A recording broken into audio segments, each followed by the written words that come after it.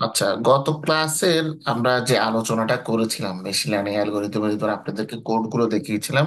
সেই কোডগুলো দেখে আমি বলেছি যে এই নানা ধরনের মডেল আমরা ওখানে অ্যাপ্লাই করেছিলাম, কেমন না?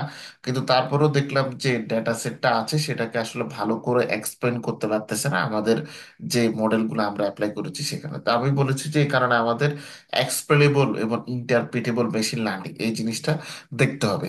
তো এখন এক্সপ্লেনেবল এবং ইন্টারপ্রিটেবল লার্নিং এটার অ্যালগোরিদম সরাসরি দেখার আগে যে ব্যাকগ্রাউন্ড থিওরি, আসলে ব্যাকগ্রাউন্ড থিওরিটা জানতে হবে, কারণ ব্যাকগ্রাউন্ড থিওরি না জানলে এটা কি করে না করে এটা বুঝতে অসুবিধা হবে। তো নর্মালি সাধারণ যে মেশিন লার্নিং এর যেসব বই পুস্তক আছে সেগুলোতে সাধারণত আপনার এক্সপ্লেনেবল মেশিন লার্নিং বা ইন্টারপ্রিটেবল মেশিন লার্নিং সম্পর্কে তেমন একটা ক্লিয়ার ধারণা আপনারা পাবেন না, এবং অনেক বইতে এই চ্যাপ্টারটা নাই টোটাল। ইন্টারেস্টিং ব্যাপার হচ্ছে অনেক বইতে এটা টোটাল নাই। সো এটা নর্মালি যেটা হচ্ছে যে একাডেমিয়াতে এই প্রবলেমটা ফেস করা হয় না, রিয়েল লাইফে এই প্রবলেমটা ফেস করা হয়েছিল, তাই রিয়েল লাইফ থেকে এটা যে থিওরিটিক্যাল ফাউন্ডেশন এটা মূলত রিয়েল লাইফ থেকে এসেছে। তো এই এক্সপ্লেনেবল এআই আপনারা পাবেন, আবার যদি আপনারা ধরেন এক্সপ্লেনেবল মেশিন লার্নিং সার্চ দেন গুগলে, তখন দেখবেন যে এক্সপ্লেনেবল এআইটা পাচ্ছেন যেটা হচ্ছে এক্সএআই। কিন্তু এক্সপ্লেনেবল মেশিন ল্যাঙ্গুয়েজ আছে আছে যেটা হচ্ছে এক্সএমএল। তো আমাদেরকে বুঝতে হবে যে এক্সপ্লেনেবল মেশিন ল্যাঙ্গুয়েজটা কি, তো মেশিন লার্নিংটা কি, সরি। তো এখানে আমি আজকে বেশ কয়েকটা এখানে রিসার্চ আর্টিকেল ইউজ করবো, ঠিক আছে? এবং এগুলো তুলনামূলকভাবে নতুন রিসার্চ আর্টিকেল, 2017 থেকে 2024 সালের মধ্যে। তার মানে 5 থেকে 6-7 বছরের মধ্যে এই আর্টিকেলগুলো। তবে এইগুলোর মধ্যে মেজর পোর্শন আর্টিকেলই হচ্ছে 2020 সাল থেকে 2024 সালের মধ্যে, তার মানে একদম লেটেস্ট। এবং আরো একটা ব্যাপার হচ্ছে যে এগুলো নানা ধরনের ফিল্ডের উপরে অ্যাপ্লাই করা হয়েছে এই আর্টিকেলগুলো, মানে এমন না যে যে শুধু ফাইন্যান্স সেক্টরে ইউজ করেছে, এমন না যে শুধু মেডিকেল সেক্টর ইউজ করেছে, অনেক ধরনের মানে ভ্যারাইটিস অফ সেক্টরসে ইউজ করা হয়েছে। সেটার উপর ভিত্তি করে আমরা এটা দেখার চেষ্টা করবো আজকে ক্লাসে, আমরা যতটুকু দেখতে পারি। তো এখানে যে এখন প্রথম আর্টিকেলটা আমি দেখতেছি, এই আর্টিকেলটা হচ্ছে আপনার স্প্রিঞ্জার লিঙ্ক থেকে। এবং এটার লিঙ্ক আপনারা নামটা দেখতে পাচ্ছেন, মানে আর্টিকেলের টাইটেল যেটা হচ্ছে evaluating explainable machine learning model for clinicians, ক্লিনিশিয়ানদের জন্য এক্সপ্লেনেবল মেশিন লার্নিং মডেলের ইভালুয়েশন। এবং এটা আপনারা দেখতে পাচ্ছেন যে এটা পাবলিশ করা হয়েছে 31 মে 2024। আচ্ছা, এখন এই আর্টিকেলটা এবং আরো যে কটা আমরা আর্টিকেল দেখবো এগুলো হচ্ছে আমি আমার যে গিটহাব রিপোজিটরি লিংক আপনাদের সবার কাছে আছে, আমি আপনাদেরকে ওটা দেখিয়েছি, আশা করি আপনাদের কাছে আছে, এবং মেলও করা হয়েছে আপনাদেরকে ওই লিঙ্কটা, বাই দ্য ওয়ে। তো সেখানে আপনারা হচ্ছে আমার গিটহাব লিঙ্কে এটা পাবেন, গিটহাব লিঙ্ক থেকে আপনারা আর্টিকেলগুলো ডাউনলোড করে নিতে পারবেন। আমি আর্টিকেলগুলো ক্লাস শেষের পরে, মানে আজকের ক্লাস সামনের ক্লাস দুইটা ক্লাসে আর্টিকেলগুলো ইউজ করতে হবে, একটা ক্লাসে শেষ হবে না, কারণ এগুলো প্রায় 7-8-10টার মতো আর্টিকেল। হ্যাঁ, একটা ক্লাসে এতগুলো শেষ করা সম্ভব হয়ে উঠবে না, হয়তো আজকে 2-3টা শেষ করতে পারবো আমরা। তো এগুলো আপনারা মানে সেখানে পাবেন, ওখান থেকে ডাউনলোড করতে পারবেন, তাই আর্টিকেল গুলো নিয়ে টেনশন করার দরকার নেই। তো আমরা আসেন, যে কোনো আর্টিকেল যখন প্রথম বুঝতে হয় তখন আর্টিকেলের অ্যাবস্ট্রাক্ট গুলো এখানে আমাদেরকে পড়তে হবে। আচ্ছা, এখন একটা প্রশ্ন আসতে পারে, সেটা হচ্ছে যে আমরা তো data science machine learning course করতেছি, তাহলে আপনি আমাদেরকে রিসার্চের কোর্সের মতো আর্টিকেল কেন পড়াচ্ছেন? দেখেন, ডাটা সায়েন্স মেশিন লার্নিং এর ফিল্ডটা, এটা হচ্ছে রিয়েল লাইফে অ্যাপ্লিকেবল একটা ফিল্ড।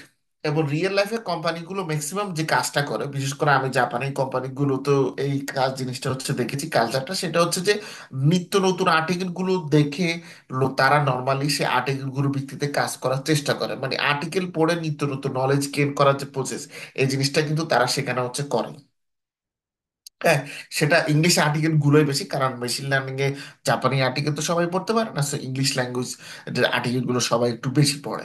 তো যে কোনো আর্টিকেল যখন আপনারা পড়বেন এই ধরনের আর্টিকেল গুলো কিন্তু টেকনিক্যাল হয়ে থাকে, টেকনিক্যাল হওয়ার কারণে দেখবেন কি, আপনি যদি একদম শুরু থেকে শেষ পর্যন্ত পড়েন না, তখন দেখবেন যে আপনার মাথা ভন ভন করতেছে, ঘুরতেছে, চোখে মুখে সর্ষের ফুল দেখতেছেন। হ্যাঁ, তো এটা বাস্তব, কারণ এই আর্টিকেল গুলোতে ম্যাক্সিমামই হচ্ছে আর্টিকেল গুলো যারা রাখে এদের মধ্যে একজন দুইজন চাইনিজ বা ইন্ডিয়ান থাকে, এবং খুব হেভিলি এগুলো ম্যাথমেটিক্স ডিপেন্ড হয়ে থাকে। ওকে, তো এখন ইন্ডিয়ান লোকজনের কথা হচ্ছে বললাম, এখানে ইন্ডিয়ান লোকজন থাকে এটা স্বীকার করতে হবে, কারণ আইটিতে তার নিজেদের একটা যে প্লেস এটা কিন্তু তারা দখল করে নিয়েছে, এবং এই জিনিসটা বাংলাদেশ আর দখল করতে পারবে না, যেটা বাস্তব কথা। এটা হয়তো আমাকে এখন বললে ওটাকে খারাপ বলতে পারেন, বাট আমি কয়েকটা দেশের আইটি ইন্ডাস্ট্রিতে তো কাজ করছি, যেমন নর্থ আমেরিকার আইটি ইন্ডাস্ট্রিতে যখন আপনারা যাবেন, সেখানেও ইন্ডিয়ানদের জয় জয়কার, মানে এটা আপনারা সবাই জানেন। এখন জাপান চায়নার মতো দেশেও কিন্তু ইন্ডিয়ানদের জয় জয়কার, জাপানের মতো দেশে, ঠিক আছে। তার পরবর্তীতে আপনি ইয়েতে আসেন, ইউকে বা ইউরোপ সাইডে আসেন, এখানেও সেম জিনিস। তো তারা যে নামটা করছে এটা মানে বাঙালিরা সহজে দূর করতে পারবে না, কারণ ওদের ওখান থেকে আসলে যে ধরনের এডুকেটেড পুল মানুষজন বা স্কিল লোকজন মানুষ দেশের বাইরে আসে, আমাদের দেশ কিন্তু সেরকম লোকজন আসে না। ম্যাক্সিমামই আসে টিকটকার এবং ইউটিউবার পাবলিক। হ্যাঁ, তো এরা আসলে কি ধরনের কাজকর্ম করে এটা দেশের বাইরে আসলে বুঝবেন। হ্যাঁ, এরা ওই যে যেটা হচ্ছে যে ওই বউ ভাড়া দেয়, এরা হচ্ছে, ঠিক আছে, I am sorry to say, এটা দেখবেন কিছু হচ্ছে কাপল ব্লগ করে এরা, এরা হচ্ছে বউ ভাড়া দেয়, এটা হচ্ছে সহজ কথা। এটা যে লোকজনকে দেখায় যে দেখেন আমরা বউ নিয়ে সেখানে যাচ্ছি, ওটা বান্ধবীকে নিয়ে ওখানে যাচ্ছি, এই হচ্ছে এদের অবস্থা। তো এটা আর কোনোদিনও চেঞ্জ হবে না, এই কালচার এটা শেষ। এখন তো আরো সব জিনিস উঠছে লাঠে, এখন সবাই হচ্ছে অন্য জিনিসপত্র নিয়ে ব্যস্ত, সবাই এখন হচ্ছে আন্দোলনকারী। তো এইটার আমাদের এখানে মোটামুটি আমাদের এডুকেশন সিস্টেম আইসিইউতে ছিল একটা সময়, এখন ওটা আইসিইউ থেকে গোরস্থানে চলে গেছে। তো এইটা নিয়ে চিন্তা করে লাভ নেই, নিজেরা যা স্কিল ডেভেলপ করতে পারেন নিজ চেষ্টায়, ওইটাই। আচ্ছা, অ্যাবস্ট্রাক্টের কথা বলতে গেলে, যখন যে কোনো আর্টিকেল যখন পড়বেন দেখবেন যে এখানে কতগুলো সেকশন আছে, ঠিক আছে। একদম অ্যাবস্ট্রাক্ট থেকে শুরু করে এখানে সর্বশেষ আপনার রেফারেন্সটা পড়ার আপনাদের দরকার নেই, কনক্লুশন পর্যন্ত। মানে নর্মালি একটা আর্টিকেলে 6 থেকে 7টার মতো ওদের পার্ট থাকে, যেমন একটা পার্ট থাকে অ্যাবস্ট্রাক্ট, অ্যাবস্ট্রাক্ট থাকেই, ঠিক আছে, টাইটেল থাকে। তো আপনারা যখন যে কোনো এরকম আর্টিকেল পড়বেন, তখন আর্টিকেলটাকে আপনারা 3টা ধাপে পড়বেন, 3 ধাপে। প্রথম ধাপে কি করবেন, শুধু আর্টিকেলটার টাইটেল পড়বেন, এই যে দেখেন আমরা এখানে পড়ছি, টাইটেলটা পড়বেন। তার পরবর্তীতে অ্যাবস্ট্রাক্টটা পড়বেন আর কনক্লুশনটা পড়বেন। প্রথম ধাপে আর্টিকেলের টাইটেল, অ্যাবস্ট্রাক্ট আর কনক্লুশনটা পড়বেন, ঠিক আছে। তারপরে ধাপে এসে যে কাজটা করবেন, ইন্ট্রোডাকশন আর ব্যাকগ্রাউন্ড এবং ম্যাথোলজিটা পড়বেন, 3টা জিনিস, ইন্ট্রোডাকশন, ব্যাকগ্রাউন্ড এবং হচ্ছে ম্যাথডস বা ম্যাথোলজিটা পড়বেন। তারপরের ধাপে যে কাজটা করবেন, লাস্টের ধাপে, সেটা হচ্ছে আপনার চ্যালেঞ্জ, ডাটা সেট মানে রেজাল্টস মানে ডাটা অ্যানালাইসিস এবং ইন্টারপ্রিটেশন, এই জিনিসটা পড়বেন। এটা হচ্ছে 3বারের পড়া, 3বারের এই ধাপে ধাপে পড়ার পরে ফাইনালি চতুর্থ স্টেপ, লাস্ট একটা স্টেপ আছে যেটা আগে আপনাদেরকে বলিনি সারপ্রাইজ হিসেবে, লাস্টে এসে এসে আপনার পুরো আর্টিকেলটা শুরু থেকে শেষ পর্যন্ত পড়বেন। তখন দেখবেন যে আর্টিকেলের বিষয়গুলো আপনার মাথায় ঢুকতেছে। তো এখন একটা প্রশ্ন থাকতে পারে যে 3 ধাপে যে পড়তে বলছি, আজকে অ্যাবস্ট্রাক্ট পড়লাম, কনক্লুশন পড়লাম, 7 দিন পরে আসলাম, ইন্ট্রোডাকশন পড়লাম, ব্যাকগ্রাউন্ড পড়লাম, তাহলে কিন্তু শেষ। কারণ ওই 1 সপ্তাহের মধ্যে আপনার জীবনে অনেক কিছু ঘটবে, আপনি অনেক জিনিস ভুলে যাবেন। ম্যাক্সিমাম মানুষ এটাই করে, আজকে অ্যাবস্ট্রাক্ট পড়লাম, কনক্লুশন পড়লাম, আচ্ছা ঠিক আছে সময় তো আছে, অসুবিধা কি, এই আগামী দিন পুরো, আগামী দিন করতে করতে 1 সপ্তাহ শেষ। তো তখন আর পরবর্তীতে এই মেথড আর কাজ করবে না। তাই আপনারা যখন একটা আর্টিকেল নিয়ে বসবেন, যে কোনো আর্টিকেল, হ্যাঁ, আহ, বেশি না, একটা আর্টিকেল নিয়ে বসবেন, ওয়ান এট এ টাইম, মানে স্টেপ বাই স্টেপ একটা আর্টিকেল নিয়ে বসলে প্রথমে সেই আর্টিকেলটার অ্যাবস্ট্রাক্টটা পড়বেন, কনক্লুশনটা পড়বেন। তারপরে ধাপে ইন্ট্রোডাকশন, ব্যাকগ্রাউন্ড এবং মেথডটা পড়বেন। এরপরের ধাপে থার্ড স্টেজে এসে আপনারা ডাটা অ্যানালাইসিস, ইন্টারপ্রিটেশন, যেটা এখানে রেজাল্টস এবং ডিসকাশন এবং ডাটা সেট, এটা সম্পর্কে পড়বেন। তারপরে ফাইনাল ধাপে শুরু থেকে শেষ পর্যন্ত আপাদমস্তক পড়বেন, A to Z, দেখবেন। তখন মোটামুটি আপনারা বিষয়গুলো অনেকটা বুঝতে পারবেন। আর আর্টিকেলে যখন ম্যাথমেটিক্যাল কোনো ইকুয়েশন দেখবেন বা কোনো জিনিস দেখবেন, সে হেভি ম্যাথমেটিক্যাল অংশটা যদি না বুঝেন, সেটা স্কিপ করে বাকি অংশগুলো পড়বেন। অনেকে কি কাজ করে, যখন ম্যাথমেটিক্যাল অংশ দেখে তাড়াহুড়ো করে, আরে এটা তো ভিতরে তো অনেক ম্যাথ খাইছে, এটা আর পড়া সম্ভব না, তখন কি করে এটা বাদ দিয়ে অন্য কিছুতে সে মুভ করে যায়। তাহলে আর আপনার আর্টিকেলটা কিন্তু পড়া হলো না। মেশিন লার্নিং এর, এআই এর আর্টিকেল পড়তে গেলে, ডাটা সায়েন্সের আর্টিকেল পড়তে গেলে সেখানে ম্যাথ স্ট্যাটিস্টিক্স থাকবেই, এটা নিশ্চিত। মানে অনেকটা আছে না যে আপনি যখন এই জগৎ ছেড়ে অন্য জগতে যাবেন, তখন আপনার পাপ পুরনের আপনার হিসাব হবে। সো এরকম, ঠিক এরকম আর্টিকেলের ক্ষেত্রে এরকম সেম জিনিস। আপনি হচ্ছে যে ডাটা সায়েন্স, মেশিন লার্নিং আর্টিকেলে ম্যাথমেটিক্স স্ট্যাটিস্টিক্স থাকবে, কম হলেও থাকবে, বেশি হলেও থাকবে। ঠিক আছে। ওকে, আসেন তাহলে আমরা একটা কাজ করি, এই ফর্মুলা ফলো করে আমরা হচ্ছে অ্যাবস্ট্রাক্টটা পড়ি এবং কনক্লুশনটা পড়ি। তো অ্যাবস্ট্রাক্টে কি লেখা আছে? অ্যাবস্ট্রাক্টে লেখা আছে gaining clinicians trust will unleash the full potential of artificial intelligence in medicine, and explaining AI decision is seen as the way to build trustworthy systems. However, explainable artificial intelligence, এই যে এখানে explainable artificial intelligence কথাটা এসেছে দেখেন, XAI, methods in medicine often lack a proper evaluation. In this paper, we present our evaluation methodology for XAI method. XAI ki explainable artificial intelligence method using forward simulatability. Simulatability. Okay. We defined forward simulatability score FSS and analyze its limitation in the context of clinical predictions. Then we applied the FSS to our XAI approach, defined over MLRO, a machine learning clinical predictor based on random optimization. Machine learning, ML for machine learning, RO for random optimization. Okay. Over a multiple kernel support vector machine SBM algorithm to compare FSS values before and after the explanation phase. We test our evaluation methodology for XAI methods on three clinical data sets, namely breast cancer, BTE, and migraine. The base MLRO, that means machine learning um, random optimization system, is a good model on which to test our XAI evolution strategy based on the FSS. Indeed, the MLRO outperforms two other base models, a decision T DT and a plain SBM, in the three data sets that gives the possibility of defining different XAI methods: TOPK, MIZF, and FA4G. The FSS evolution score suggests that the explanation method 4AG for the MLRO is the most effective in datasets out of three tested, and it shows the limits of the large model for one dataset. Our study aims to introduce a standard practice for explaining XAI methods in medicine by establishing a rigorous evaluation framework. We seek to provide healthcare professionals with reliable tools for assessing the performance of XAI models to enhance the adoption of AI system in clinical practice. এখন দেখবেন এটা পড়লে আপনাদের মাথা অনেকে চুলকাবে, অনেকে একটু অন্যদিকে চিন্তা করবেন যে কি লিখছে এখানে আসলে। আচ্ছা, এখানে মূলত লিখেছে যে তারা এখানে মূলত দুইটা ট্র্যাডিশনাল মেশিন লার্নিং মেথড তারা অ্যাপ্লাই করেছে।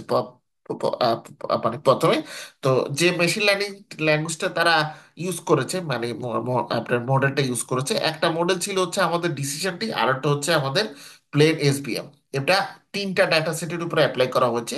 যে তিনটা ডাটা সেটের মধ্যে একটা ডাটা সেট হচ্ছে ক্যান্সার রিলেটেড, আর একটা হচ্ছে বিটি রিলেটেড, আর একটা হচ্ছে মাইগ্রেন রিলেটেড ডাটা সেট। এই ডাটা সেটের সাথে অ্যাপ্লাই করার পাশাপাশি এই দুইটা মডেল অ্যাপ্লাই করার traditional machine learning model apply করার পাশাপাশি তারা XAI, explainable machine artificial intelligence based তারা একটা অ্যালগোরিদম ইউজ করেছে, যেটা হচ্ছে এমএল আরও approach, machine learning clinical predictor based on random optimization method.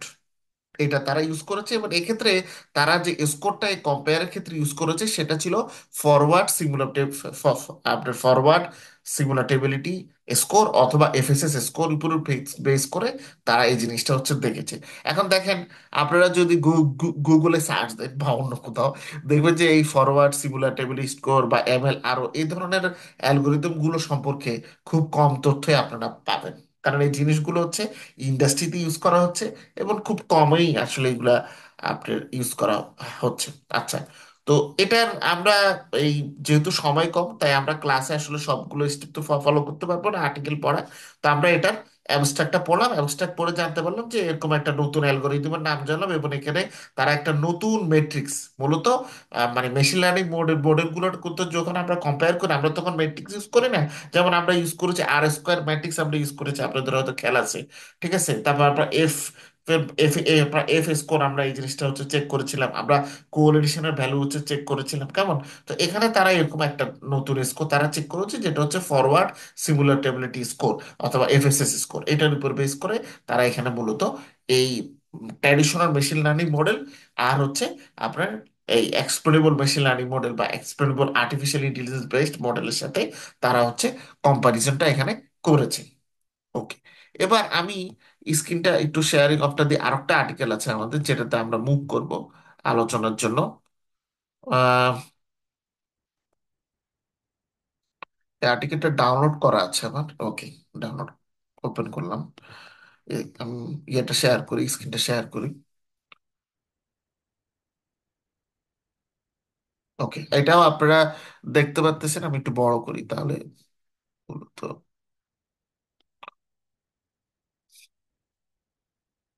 ওকে, এবার যথেষ্ট বড়, আশা করি আপনারা এবার দেখতে পাচ্ছেন। ওকে। আহ হুম, আচ্ছা। এখানে আপনারা দেখেন যে ফন্টিএস ইন বিগ ডাটা, এটা হচ্ছে যে মানে রিসার্চ যে জার্নালটা আছে সে জার্নালের নাম। এবং এইটা প্রকাশিত হয়েছিল 1 জুলাই 2021 সালে। ঠিক আছে। এবং এটা টাইটেলটা হচ্ছে principles and practice of explainable machine learning. Okay. তো আসলে এটা আমরা যথারীতি অ্যাবস্ট্রাক্টটা পড়ে, এখানে দেখেন অ্যাবস্ট্রাক্ট লিখেছে এরা প্রথমে, কিন্তু অ্যাবস্ট্রাক্ট নামে যে পয়েন্টটা, সে পয়েন্টটার নাম এখানে দেয় নাই। আপনারা অনেক আর্টিকেলে কিন্তু এরকম পাবেন, তারা এখানে অ্যাবস্ট্রাক্টের নাম দেয় না, কিন্তু বাকি পয়েন্টগুলোর নাম ঠিকই আছে। তো এটা অ্যাবস্ট্রাক্টই, ঠিক আছে। ওকে। তো আমরা আমরা আসেন আমরা এটা পড়ি এখানে। তো artificial intelligence AI provides many opportunities to improve private and public life. Okay, discovering patterns and structures in large trove of data in an automated manner is a core component of data science and currently drives applications in diverse areas such as computational biology, law, and finance. However, such a highly positive impact is coupled with a significant challenge. How do we understand the decisions suggested by these systems in order that we can trust them? In this report, we focus especially on data-driven methods, machine learning, and pattern recognition models in particular, so as to survey and distill the results and observations from the literature. The purpose of this report can be especially appreciated by nothing that ML models are increasingly deployed in a wide range of businesses. However, with the increasing prevalence and complexity of methods, business stakeholders in the very least have a growing number of concerns about the drawbacks of models, data specific biases, and so on. Analogously, um, data science practitioners are often not aware about the approaches emerging from the academic literature or may struggle to appreciate the differences between different methods, so end up using industry standards such as SHAP. Here, we have undertaken a survey to help industry practitioners, but also data scientists more broadly, understand the field of exploitable machine learning better and apply the right tools. Our latest sections build narrative around a putative data scientist and discuss how she might go about explaining her models by asking the right questions. From an organization viewpoint, after motivating the area broadly, we discuss the main developments, including the principles that allow us to study transparent models versus opaque models, as well as model specific and model agnostic post hoc explainability approaches. We also briefly reflect on deep learning models and conclude a discussion about future research directions. আচ্ছা, এখানে মূলত যে কথাটা বলেছে, এখানে তারা বলেছে যে আমরা আসলে ট্র্যাডিশনালি যে মেশিন লার্নিং মডেলগুলো ইউজ করি ডাটা সায়েন্টিস্ট বা মেশিন লার্নিং ইঞ্জিনিয়ার হিসেবে, সেগুলোর অনেক ধরনের সমস্যা সমস্যা আছে। এবং এক্ষেত্রে দেখা যায় যে যে একাডেমিক যে লিটারেচার আছে বা একাডেমিক্যাল যেসব রিসার্চ হচ্ছে এবং ইন্ডাস্ট্রিতে যারা প্র্যাকটিস করছেন, মানে যারা ডাটা সায়েন্টিস্ট বা মেশিন ইঞ্জিনিয়ার আছেন, তাদের প্র্যাকটিসের মধ্যে একটা ওয়াইড স্পেড গ্যাপ আছে। যে গ্যাপটা মূলত হচ্ছে ইন্ডাস্ট্রি স্ট্যান্ডার্ডের কারণে। নর্মালি আপনারা যখন একটা ডাটা সায়েন্টিস্ট বা একটা মেশিন লার্নিং ইঞ্জিনিয়ার হিসেবে কাজ করবেন, তখন আপনারা যে কোনো টুল অ্যাপ্লাই করতে আপনাদের সেই ইন্ডাস্ট্রিতে জিনিসটা কিভাবে অ্যাপ্লাই করা হচ্ছে বা এটা কনটেক্সটটা কেমন, সেটা আপনারা দেখার চিন্তা করেন বা সেই জিনিসটা চিন্তা করেনি। কিন্তু এখানে বলা হচ্ছে যে আপনাকে দেখতে হবে যে আসলে কোনটা সবচেয়ে অ্যাপ্লিকেবল বেশি আউট অফ রিসার্চ থেকে। যে বিষয়টা আসছে রিসার্চ থেকে, বিষয়টা আসার সাথে সাথে সেটাকে আপনাকে আসলে রিয়েল লাইফে আপনি কতটুকু অ্যাপ্লাই করতে পারতেছেন, এখানে এটার ডেভেলপমেন্ট সম্পর্কে বলা হয়েছে। তো এখানে দেখেন তারা এই একটা জিনিস গ্রাফটা দিয়েছে, এই গ্রাফটা আপনাকে একটু দেখলে আপনারা ভালো হবে। সেটা হচ্ছে যখন আপনারা একজন ডাটা সায়েন্টিস্ট বা মেশিন লার্নিং ইঞ্জিনিয়ার হিসেবে কাজ করেন, তখন মূলত আপনারা স্টেক হোল্ডার হিসেবে হচ্ছে কাজ করে থাকেন। তার মানে হচ্ছে আপনার সাথে আরো কয়েকজন স্টেক হোল্ডার আছে যারা এই মডেলের মাধ্যমে উপকৃত হতে পারে, অথবা এই মডেলের মাধ্যমে যারা প্রভাবিত হতে পারে। তো এরকম কারা কারা আছে? এরকম প্রথমে আছেন আপনি ডাটা সায়েন্টিস্ট, তারপর আছে যে কোম্পানির মালিক বা বিজনেস ওনার, তারপর আছে যে মডেলের রিস্ক, তারপরে হচ্ছে রেগুলেটর, এরপরে হচ্ছে কনজিউমার। এই কয়েক ধরনের লোক আছে। তো এক্ষেত্রে এই মডেল কিভাবে ওয়ার্ক করে, so এই জিনিসটার মূলত যখন আপনি ঠিক করবেন তখন এই জিনিসটার যে ইম্প্যাক্টটা সেটা পড়বে মূলত একজন ডাটা সায়েন্টিস্ট এবং বিজনেস ওনারের উপরে। আর what is driving the decisions, এটা মূলত মডেল রিক্সের উপরে পড়বে, যে কি ধরনের রিক্স আছে সেখানে। আর আপনি কি can I trust the models, আপনি কি মডেলটাকে ট্রাস্ট করতে পারেন কিনা। এই প্রশ্নটা বা এই জিনিসটা কনসার্নটা নর্মালি আসে হচ্ছে রেগুলেটর এবং কনজিউমারদের উপরে ভিত্তি করে। এখানে কনজিউমার মানে কিন্তু আপনার ক্লায়েন্ট, মানে মানে কনজিউমার মানে এমন না যে আপনি কিছু তৈরি করে সেল করতেছেন, আপনি এখানে সার্ভিস প্রোভাইড করতেছেন কিন্তু। আচ্ছা, এখন এখানে আপনার এক্সপ্লয়েবিলিটি সম্পর্কে ব্যাখ্যা করার জন্য কিছু রিলেটিভ টার্ম আছে এক্সপ্লয়েবিলিটি, সেটা আমাদেরকে দেখতে হবে। যেমন সেখানে প্রথমে হচ্ছে ট্রান্সপারেন্সি। তো transparency stands for human level understanding of the inner workings of D model. সেটা হচ্ছে আমরা যখন যে কোনো ডাটা সায়েন্স বা মেশিন লার্নিং মডেলটা তৈরি করি, সেটা ট্রান্সপারেন্ট কিনা দেখতে হবে। ট্রান্সপারেন্ট বলতে মানে হচ্ছে যে একটা মডেলে আপনি হচ্ছে ডেটাগুলো দিচ্ছেন, ডেটাগুলো কিভাবে প্রসেস করতেছে সেটা আসলে আপনার ক্লায়েন্টকে বোঝাতে পারছেন কিনা, ক্লায়েন্ট বুঝতে পারতেছে কিনা। এখন সেটা যদি ক্লায়েন্টকে আপনি না এক্সপ্লেন করতে পারে ঠিকঠাক মতো, বা ক্লায়েন্ট না বোঝে, এটা ক্লায়েন্টের কিন্তু যদি একটা ব্ল্যাক বক্স হিসেবে যদি থেকে যায়, তখন কিন্তু কিন্তু আর এই ট্রান্সপারেন্সিটা মেনটেন করা হয় না। তো ট্রান্সপারেন্সিটা যদি আপনাকে মেনটেন করতে হয়, তখন মূলত তিনটা বিষয়ের ডাইমেনশন দেখতে হয়। একটা নাম হচ্ছে সিমুলেটেবিলিটি, যেটা আমরা একটু আগের আর্টিকেলে দেখেছি। আর একটা হচ্ছে ডিকম্পোজেবিলিটি, আর একটা হচ্ছে অ্যালগোরিদমিক ট্রান্সপারেন্সি। প্রথমে হচ্ছে সিমুলেটেবিলিটি। সিমুলেটেবিলিটি হচ্ছে মূলত আমরা এক্ষেত্রে বলতে পারি যে ট্রান্সপারেন্সি তিনটা লেভেল আছে। সবচেয়ে লোয়েস্ট লেভেল বা ফার্স্ট লেভেল হচ্ছে সিমুলেটেবিলিটি, সেকেন্ড লেভেল হচ্ছে আমাদের ডিকম্পোজেবিলিটি, এবং ফাইনাল বা থার্ড লেভেল হচ্ছে আমাদের অ্যালগরিদমিক ট্রান্সপারেন্সি। তো প্রথমে হচ্ছে simulatability. Simulatability is the first level of transparency. প্রথম লেভেল বা একদম স্টার্টিং গ্রাউন্ড লেভেল হচ্ছে simulatability. It refers to a model's ability to be simulated by a human. Naturally, only models that are simple and compact fall into this category. Having said that, it is worth nothing that simplicity alone is not enough. Since, for example, a very large amount of simple rules would prohibit a human to calculate the model decision simply by thought. একটা minute, আমি একটু phone receive করে নিই।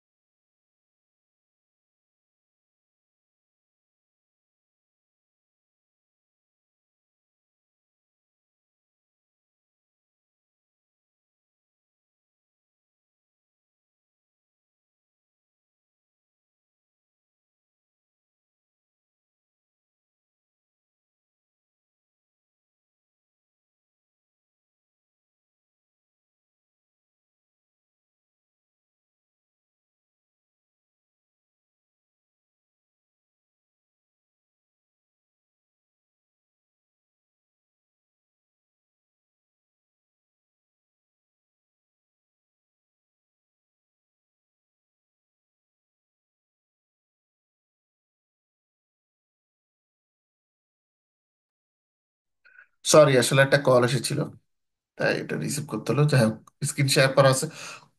ওকে, আমরা কথা বলতেছিলাম সিমুলেটেবিলিটি নিয়ে। সিমুলেটেবিলিটি মানে হচ্ছে যে এটাকে আপনি সিমুলেট করতে পারেন কিনা। এক কথায় হচ্ছে যে একটা মডেল তো দাঁড় করালেন, ঠিক আছে, তো ক্লায়েন্ট সে মডেলটাকে পরবর্তীতে সে ক্লায়েন্ট মানে এটাকে সহজভাবে বুঝতে পারবে কিনা, বা এটাকে সে যদি কোনো রকম ভাবে একটু পরিবর্তন পরিবর্তন করে অন্য একটা সিচুয়েশনে, মানে সিমিলার সিচুয়েশনে যদি অ্যাপ্লাই করতে চায় অন্য কোথাও, সেটা সম্ভব হবে কিনা।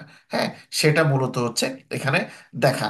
তো এখানে নর্মালি কমপ্লেক্স মডেল, কমপ্লেক্স যদি আপনার মডেলটা যদি খুব কমপ্লেক্স হয়, যেমন এই যে একটু আগে আমি ম্যাথমেটিক্যাল এবং স্ট্যাটিস্টিক্যাল টার্মগুলোর কথা বলতেছিলাম, তো আমরা নর্মালি যারা ইন্ডাস্ট্রি প্র্যাকটিশনার আছি বা যারা data scientist machine learning engineer হিসেবে কাজ করি, আমরা তো ইন্ডাস্ট্রিতে কাজ করি, তাই আমাদের আসলে কাজের জন্য বা কাজের পারপাসে আমাদের ম্যাথমেটিক্স স্ট্যাটিস্টিক্স এই জিনিসগুলো নলেজ থাকতে হয়। কিন্তু একজন ক্লায়েন্ট যখন আপনার কাছে বিজনেস প্রবলেম নিয়ে আসে, আপনি তার প্রবলেম সলভ করেন, সে কিন্তু এই এই প্রবলেম মানে সমাধান করে দিলেন আপনি data science machine learning apply করে, এবং তাকে যদি আপনি ম্যাথমেটিক্স ইউজ করে বোঝান, সে কিন্তু এই জিনিসটা ভালোভাবে বুঝবে না। তাকে সিম্পল ল্যাঙ্গুয়েজে আপনাকে মূলত এক্সপ্লেনটা করতে হবে। তো নর্মালি এই ধরনের সিচুয়েশন গুলোর ক্ষেত্রে যেটা হয় সেটা হচ্ছে যে আমরা দেখছি যে ম্যাক্সিমাম মানুষজন আসলে আইটি রিলেটেড মানুষের ধারণাটা কম। মানে কম বলতে মানে কি যে ম্যাক্সিমাম মানুষ আসলে নর্মাল আইটি, মানে আইটির একেবারে ফালতু জিনিস যেগুলো না, ফালতু জিনিস সম্পর্কে মানুষের আইডিয়া বেশি। সেটা কি? ফেসবুক কিভাবে চালাতে হয়, ফেসবুকে চ্যাট করতে হয় কিভাবে, ভিডিও কল কিভাবে দিতে হয়, ইমো কিভাবে চালাতে হয়, হোয়াটসঅ্যাপ চালানো, এই জিনিসগুলো মানুষ জানে। বাট অন্যান্য যেসব আর রিয়েল আইটির কাজ আছে, মানে এখনকার এখনকার যুগে কি হয়েছে যে মানুষজন ফালতু জিনিসের কাজ সব বেশি জানে, আনপ্রোডাক্টিভ আমরা যেটাকে বলি। হ্যাঁ, এই যেটা আসলে কোনো মনিটরি ভ্যালু কিন্তু নাই। মানে আলটিমেটলি ধরেন এই যে আপনি ফেসবুক ইউজ করতেছেন, ঠিক আছে, আমার ফেসবুক অ্যাকাউন্ট আমি করছি 2009 সালে, সরি 8-এর ডিসেম্বর মাসে, এবং আমার লিঙ্কডইন অ্যাকাউন্ট খুলছি হচ্ছে 2011-তে। মানে বুঝতে পারতেছেন তাহলে কত আগে খুলছে, যখন লিঙ্কডইন বাংলাদেশের লোকজন ইউজও করতে না, নামও বলতে না, তখন সময় খোলা আমার লিঙ্কডইন আইডি। তো এখন এই, তো এগুলোর পিছনে যদি সময় ব্যয় করেন, না অনেকে আছে যে এগুলোর পিছনে সময় ব্যয় করে, তো যারা আসলে সময়গুলো ব্যয় করে তাদের কাজই হচ্ছে এটা, যারা এইগুলো নিয়ে কাজ করে। আপনি যখন পড়াশোনা যখন করেন, যেমন ম্যাক্সিমাম স্টুডেন্ট আমার কাছে আপনার আসতো যখন আমি মানে অনলাইনে তো অনেক ক্লাস টাস নিই, তো করোনার সময় বেশ কিছু ক্লাস নিয়েছিলাম, ফ্রি ক্লাস। এবং আপনার যেমন তার মধ্যে একটা ক্লাস ছিল ইংলিশের স্পোকেন ক্লাস। মানে সেখানে হচ্ছে আমরা নানা ধরনের ইংলিশ বই থেকে রিড আউট করতাম, রিডিং পড়ে স্কিল ডেভেলপমেন্ট, ওটা একটা অনলাইন রিডিং ক্লাবের মতো। তো এরপর আরেকটা আমি ইয়ে খুলছিলাম, সেটা ছিল হচ্ছে আপনার লিডারশিপ কোর্স খুলছিলাম অনলাইনে, ফ্রি। মানে এই দুইটা ক্লাস সম্পূর্ণ ফ্রিতে দিতাম। তো সেখানে লোকজন দেখতাম যে অনেক সাইন আপ করতো। তো তখন আমি প্রশ্ন করলাম যে লাইফে যে কোনো জিনিস যখন করবেন তখন এটার ইম্প্যাক্টটা নিজের লাইফে কেমন, এই জিনিসটা আপনারা চিন্তা করবেন। মানে জেনে শুনে হ্যাঁ যে কোনো জিনিসে গেলাম এটা এক্সট্রা কারিকুলার অ্যাক্টিভিটি, এটা কাজে দিবে তা কিন্তু না। লাইফে যে জিনিসটা পার্টিনেন্ট এটা করাটা গুরুত্বপূর্ণ, কারণ টাইম শর্ট। তাই শর্ট টার্মের ভিতরে যদি আপনি সবকিছু করতে যান, এটা একজন মানুষের দ্বারা পসিবল না। কারণ আমরা মানুষ, আমাদের লিমিটেশন আছে বলে আমরা মানুষ। লিমিটেশন না থাকলে আমরা হতাম অ্যাঞ্জেল। ঠিক আছে, এটা আমার এক স্যার বলতো যে আমরা ভুল করি তাই আমরা মানুষ, আমরা ভুল যদি করতাম না তাহলে আমরা মানুষ হতাম না, আমরা হতাম ফেরেশতা। এটা আমার এক স্যার ছিল, স্যার সেই স্কুল লাইফে স্যার স্যার ইয়েটা বলতো। তো যাই হোক, তো ঠিক মেশিন লার্নিং এর ক্ষেত্রে এরকম আপনাকে কিন্তু খুব সিম্পল করে জিনিসগুলো লোকজনকে বুঝিয়ে দিতে হবে। এখন আপনি যদি বলেন হ্যাঁ লিনিয়ার রিগ্রেশন মানে এখানে একটা গ্রাফ এঁকে দেখালেন, আবার লজিস্টিক লিনিয়ার রিগ্রেশনের আপনি ইকুয়েশন বের করে দেখালেন, তো লোকজন এগুলো শুনে তার মাথা নষ্ট নষ্ট হয়ে যাবে। সে আসলে বুঝতে পারবে না যে এটাতে তার ইম্প্যাক্ট। আপনাকে সিম্পল ভাষায় বুঝতে হবে যে আপনার সমস্যা এটা, আপনার এই সমস্যাটাকে ভালো করে এক্সপ্লেন করতে পারে এই জিনিসটা, এটা দিয়ে আপনার সমস্যাটা ভালো করে সমাধান সম্ভব। সে এটাই হচ্ছে শুনতে চায়। আর আরেকটা জিনিস তারা শুনতে চায়, আপনার অ্যাকুরেসিটা কেমন মডেলের, মানে যে মডেলটা অ্যাপ্লাই করতেছেন সেটার অ্যাকুরেসি কেমন।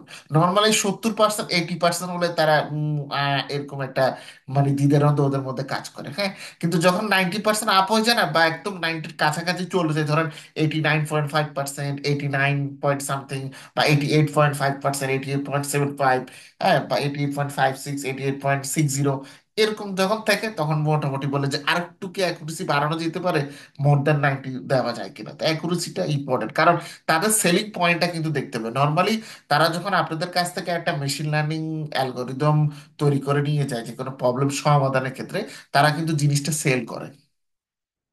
মানে মেশিন লার্নিং তারা অ্যাপ্লাই একটা মোড, মেশিন লার্নিং অ্যাপ তৈরি করে, মেশিন লার্নিং বেসড অ্যাপ তৈরি করে তারা সেল করে। তা আমি যদি সময় থাকে আপনাদের ক্লাসে একদিন অ্যাপ তৈরি করে আমি দেখাবো। তবে এক ক্লাসের মধ্যে অ্যাপ তৈরি করে দেখানোটা টাফ। তো মানে আগে হচ্ছে আমি কোড তৈরি করব।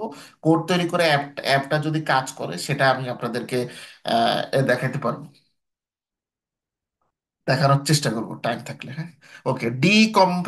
ডিকম্পাটিবিলিটি হচ্ছে, এটা হচ্ছে সেকেন্ড লেভেল। এটা মানে হচ্ছে it denotes the ability to break down a model into small parts. That means এটাতে ইনপুট কোনটা, এটার কি কি প্যারামিটার আপনি মডেলে দিয়েছেন, সেই প্যারামিটার এবং ইনপুটের উপর বেস করে আপনি কি ধরনের কম্পিটিশন করেছেন, এই জিনিসগুলোকে আপনি ব্যাখ্যা করতে পারেন কিনা। তবে ম্যাক্সিমাম ক্ষেত্রে আমরা যখন কোড লিখি, এবং প্রফেশনাল যারা কোডার যারা আছে, মানে বিশেষ করে যারা কম্পিউটার সায়েন্সে যারা ট্রেন করা লোকজন আছে, তাদের ক্ষেত্রে একটা সমস্যা হচ্ছে তারা এমন ভাবে কোড লেখে, তাদের কোডগুলা বোঝাটা অনেকটা ডাক্তারের হাতের লেখা বোঝার চাইতে কষ্টকর। ঠিক আছে, আপনারা বিশেষ করে এটার এক্সাম্পল কিভাবে দেওয়া যায়, গিটহাবে দেখবেন যে কিছু কিছু লোকজন আছে যারা এমন ভাবে কোড লেখছে না, ওদের কোড গুলো বুঝতে হলে মোটামুটি ধরেন আপনাকে এখন যে অনার্স ফার্স্ট ইয়ারে ভর্তি হতে হবে কম্পিউটার সায়েন্সে, 4 বছর কম্পিউটার সায়েন্সে বিএসসি করে তারপরে আসলে হয়তো কিছুটা বুঝতে পারবেন। মানে এরকম হচ্ছে অবস্থা। তো নর্মালি কি হয়, আমরা কিন্তু ডাটা সায়েন্স মেশিন লার্নিং এর ক্ষেত্রে এই কারণে দেখবেন যে কোডগুলো কিন্তু আমি আপনাদেরকে যে ক্লাসে করাইছি, এবার ইন্ডাস্ট্রি তো কিন্তু এভাবে করে, খুব সিম্পল ভাগে ভাগে ভাগে ভাগে করে। ঠিক আছে। তো এটা মানে এমন না যে হ্যাঁ আমি বুঝতেছি না বা আমার দুর্বল এই কারণে এটা করতেছি, এটা কিন্তু ইন্ডাস্ট্রির একটা প্র্যাকটিস। কারণ আলটিমেটলি কোডগুলো তো আপনাকে ক্লায়েন্টকে দিয়ে দিতে হবে। মানে তার তার যখন তার প্রোডাক্ট বা সার্ভিস যখন তাকে ডেলিভারি দিবেন, সে কিন্তু এটার সাথে কোডগুলোর অ্যাক্সেসও সে আপনার থেকে, সরি, কোডগুলোর অ্যাক্সেসও কিন্তু সে আপনার থেকে নিয়ে নিবে। কোডগুলোর অ্যাক্সেস যখন সে নিয়ে নিবে, তখন কিন্তু এটা নিয়ে ভালো একটা প্রবলেম দেখা দিবে। সে এই জিনিসগুলো বোঝার চেষ্টা করবে, না বুঝলেও কিন্তু বোঝার চেষ্টা করবে, বুঝছেন না? মানে the boss is always right বলে না, তো বসরা একটু পণ্ডিত হয় সাধারণত। ওরা এটা বোঝার চেষ্টা করবে যে হ্যাঁ আমি বুঝতে পারি কিনা, ক্লায়েন্টও বলবে, and the client is always a king. ঠিক আছে। মানে আহ, জাপানি ভাষায় তারা ওই ক্লায়েন্টকে বলে ওকাকসামা বলে। তো ওকাকসামাটা নর্মালি হচ্ছে যে সম্পত্তি ধন দৌলতের মালিক, এটা রাজ অর্থে ইউজ করা হয়।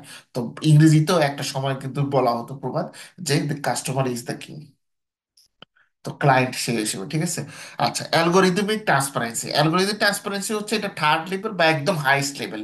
সেটা হচ্ছে মূলত ইট expresses the ability to understand the procedure from the model, they understand the procedure the model goes through to generate its output. For example, a model that classifies instances based on some similarity measure, for example, k nearest neighbor, satisfy this property.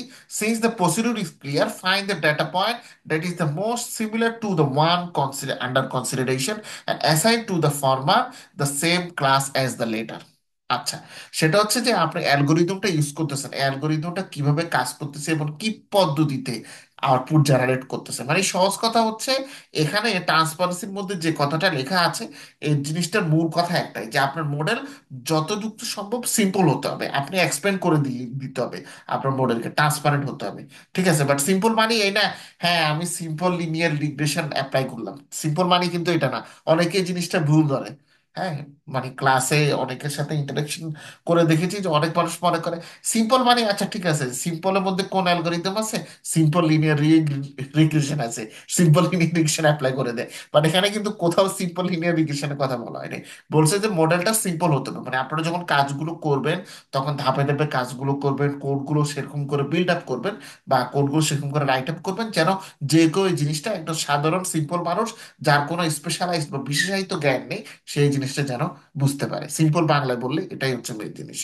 এরপর হচ্ছে evaluation criteria. Although initially considered for rule extraction methods, we might consider the following dimensions to evaluate models in terms of explainability. আচ্ছা, যখন আপনি মডেলকে এক্সপ্লেনেবিলিটির আলোকে মানে explainable machine learning মডেলে যখন আপনি এক্সপ্লেনেবিলিটির আলোকে আপনি মডেলগুলোকে ইভালুয়েট করতে যাবেন, তখন বেশ কয়েকটা ইভালুয়েশন ক্রাইটেরিয়া আপনাকে হচ্ছে দেখতে হবে। একটা হচ্ছে কম্প্রিহেন্সিবিলিটি, আর একটা হচ্ছে ফিডেলিটি, আর একটা হচ্ছে অ্যাকুরেসি, আর একটা হচ্ছে স্কেলেবিলিটি, আর একটা হচ্ছে জেনারেটি। প্রথমে হচ্ছে কম্প্রেসিবিলিটি। কম্প্রেসিবিলিটি হচ্ছে it is the extent to which extracted representations are humanly comprehensible and thus touching on the dimensions of transparency considered earlier. Compressibility মানে হচ্ছে যে আপনি যে কোডটা দাঁড় করা আছেন, আপনি যে অ্যালগোরিদম রাইট আপনি করেছেন, মানে এই সমস্যার সমাধানের জন্য আপনি যে যুক্তিযুক্ত পদ্ধতিটা দাঁড় করিয়েছেন, সেটা বিশেষায়িত জ্ঞান ছাড়া সাধারণ একটা মানুষ দেখেও যেন মোটামুটি সহজেই জিনিসটা সম্পর্কে একটা আইডিয়া করতে পারে। এই কারণে হচ্ছে কম্প্রিহেন্সিবিলিটি ক্রাইটেরিয়াটা আমরা দেখে থাকি। তারপর হচ্ছে fidelity, the extent to which extracted representation accurately capture the opaque models from which they were extracted. আচ্ছা, মেশিন লার্নিং এর ক্ষেত্রে আপনার বা আপনার আমরা যখন আর্টিফিশিয়াল ইন্টেলিজেন্স ইউজ করি, তখন দেখা যায় যে দুই ধরনের মডেল আছে। একগুলো মডেল খুব ইজিলি আন্ডারস্ট্যান্ডেবল বা ক্লিয়ার মডেল আছে, আর ওগুলো হচ্ছে ওপেক, যেগুলো হচ্ছে দুর্বোধ্য। যেমন এক্ষেত্রে আমরা বলতে পারি ডিপ নিউরাল নেটওয়ার্ক। তো ডিপ নিউরাল নেটওয়ার্ক বুঝাটা বা স্টেবল ডিফিউশন অ্যাপ্রোচ, এটা এগুলোও কিন্তু আপনার ডিপ লার্নিং এর জিনিস, হ্যাঁ, এআই এর জিনিস। তো এই জিনিসগুলো যখন আমাদের বুঝতে দেখা গেছে একটু কষ্ট হয় বা লোকজনকে বোঝানোটা কষ্টকর, যেখানে আসলে কিভাবে কাজগুলো হচ্ছে, কারণ এগুলো একটা ব্ল্যাক বক্সের মধ্যে কিন্তু হয়ে থাকে। তো তখন সেগুলোকে আপনি আহ মানে আপনি কিভাবে অ্যাকুরেটলি এই মডেলটাকে আমরা ক্যাপচার করতে পারবো কিনা, যে যে ওপেক্সিটি যেখানে আছে, দুর্বোধ্যতা আছে, সেটার জন্য নর্মালি ফিডিলিটি চেক করা হয়ে থাকে। অ্যাকুরেসিটা তো আমরা জানি, the ability of the extracted representation to accurately predict unseen examples. আপনি আনসিন জায়গার উপরে আপনার মডেলটা অ্যাপ্লাই করে সেটা অ্যাকুরেসিটা আমরা দেখেন। আমরা নর্মালি অ্যাকুরেসি টেস্ট করার জন্য কি করি, আমরা আমাদের ডাটাটাকে টেস্ট এবং ট্রেন এই দুটো ভাগে ভাগ করি, ঠিক আছে। ভাগ করার পরে আমরা মডেলটাকে কিছু ডাটার উপরে ট্রেন করি, তারপর বাকি ডাটা গুলোর উপরে কি টেস্ট করি। টেস্টে করা হয় মূলত আনসিন কন্ডিশনে আমাদের মডেলটা কেমন পারফর্ম করতেছে সেটা দেখার জন্য। তারপর হচ্ছে scalability. Scalability is the ability of the model to scale to opaque models tool with larger input spaces and large number of weighted connection. Scalability হচ্ছে যে অনেক ক্ষেত্রে দেখা যাচ্ছে যে আপনি সেম ধরনের সিচুয়েশন, বাট স্যাম্পলের পরিমাণ কম বেশি হতে পারে। তো কম হলে আপনাকে স্কেল ডাউন করতে হবে, বেশি হলে আপনাকে স্কেল আপ করতে হবে। তো নর্মালি দুর্বোধ্য মডেলগুলোর ক্ষেত্রে যেটা দেখা যেতে পারে, যে দুর্বোধ্য মডেলগুলোর ক্ষেত্রে ইনপুটের যে স্পেসটা সেটা অনেক বেশি হয়ে থাকে, এবং যে নাম্বার অফ কানেকশনটা হয়ে থাকে সেটা কিন্তু অনেক অনেক বেশি হয়ে থাকে। তো সেক্ষেত্রে হঠাৎ করে এত বড় একটা জিনিসকে ছোট একটা জিনিসে স্কেলেবিলিটি করা বা কনভার্ট করাটা কিন্তু কষ্টকর, বাট সেটাও যত সহজে করতে পারবেন, দ্রুত করতে পারবেন, এই জিনিসটা স্কেলেবিলিটি ক্ষেত্রে দেখা হয়ে থাকে। জেনারেটিভ ক্ষেত্রে the extent to which the method requires special training regimes or restrictions on open model, সেটা হচ্ছে যে নর্মালি একটা মডেলকে বুঝতে হলে যে ধরনের ট্রেনিং, স্পেশাল ট্রেনিং অথবা রেস্ট্রিকশন দরকার, বিশেষ করে ওপেন মডেলগুলোর ক্ষেত্রে সেই জিনিসটা এখানে বলা হয়েছে।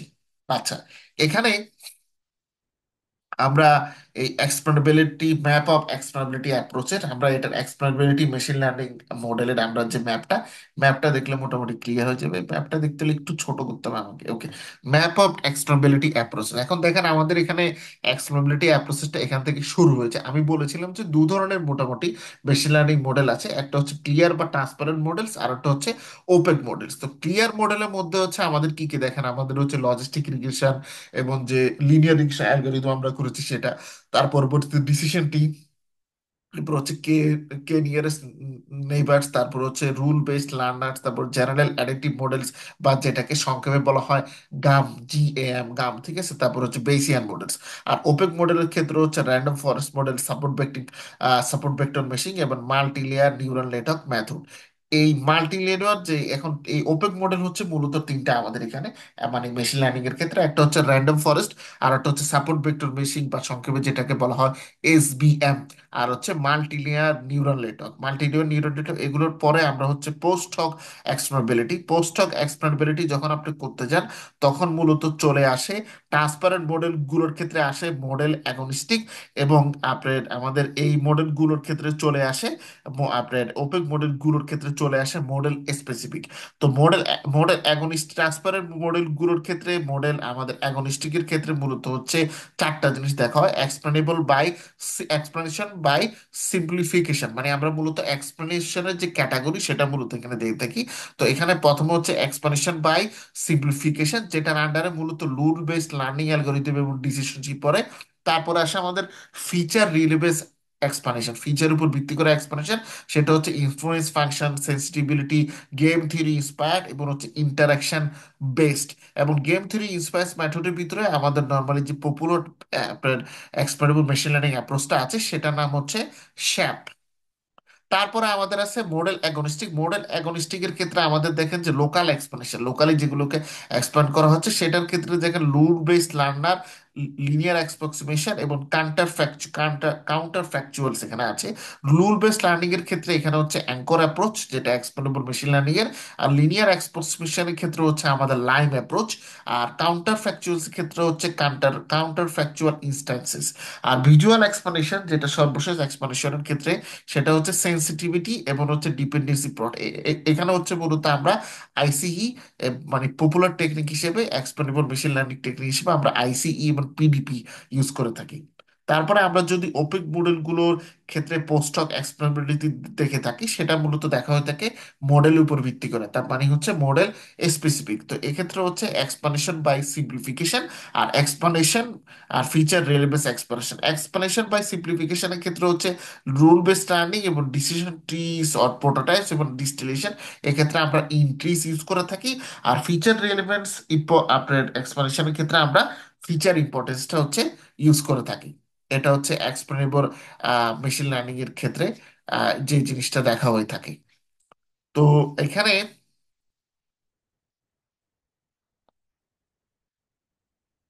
আমরা আমাদের মানে গত ক্লাসে যে কাজটা আমরা করেছি, ঠিক আছে, সেই কাজটার সাথে যেহেতু আমাদের ট্র্যাডিশনাল মেশিন লার্নিং মডেল ভালো করে অ্যাপ্লাই করতে, মানে আমরা ভালো করে আমাদের ডাটা সেটটাকে এক্সপ্লেন করতে পারছে না, তাই আমরা মূলত সেই মেশিন লার্নিং এর ক্ষেত্রে শ্যাপ এবং লাইম, এই দুইটা মেথড আমরা সেখানে হচ্ছে ইউজ করব।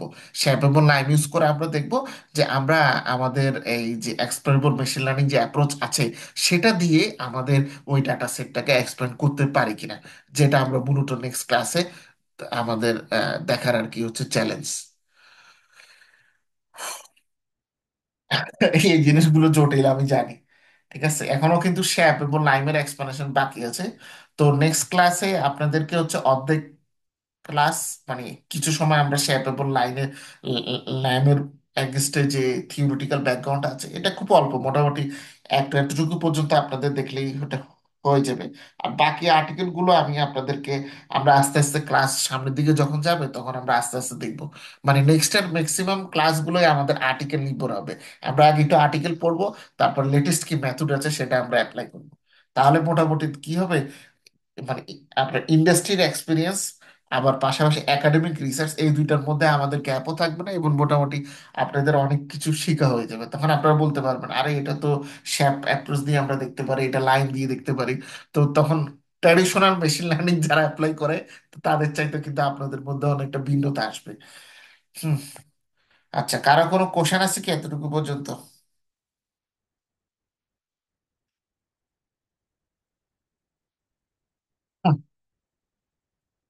ওকে, কোশ্চেন নাই। ওকে, তো কোশ্চেন না থাকলে তাহলে এই উইকে আপনাদের ক্লাস আরেকটা হবে। আমি শিডিউল দিয়ে দেবো, বুধ বা বৃহস্পতিবারে হবে। আমি আপনাদেরকে বলে দিলাম, মানে এখন থেকে খেয়াল রাখেন, বুধ অথবা বৃহস্পতিবারে আর কি আপনাদের নেক্সট লেকচারটা হবে। তো ঠিক আছে তাহলে, সবাই ভালো থাকবেন, সুস্থ থাকবেন। নেক্সট ক্লাসে দেখা হবে। আর আর্টিকেল গুলো আমি গিটহাবে আজকে চেষ্টা করবো, আজকে না হলেও কাল পরশু আমি দিয়ে দিব। আর লেকচার রেকর্ডিং আজকে আপনারা মোটামুটি পেয়ে যাবেন রাত্রের মধ্যেই। ইয়ার ভিতর আমার যে ইউটিউব লিঙ্কটা আছে সেখানে পেয়ে যাবেন। ওকে তাহলে, সবাই ভালো থাকবেন, সুস্থ থাকবেন। আল্লাহ আল্লাহ হাফেজ, বাই।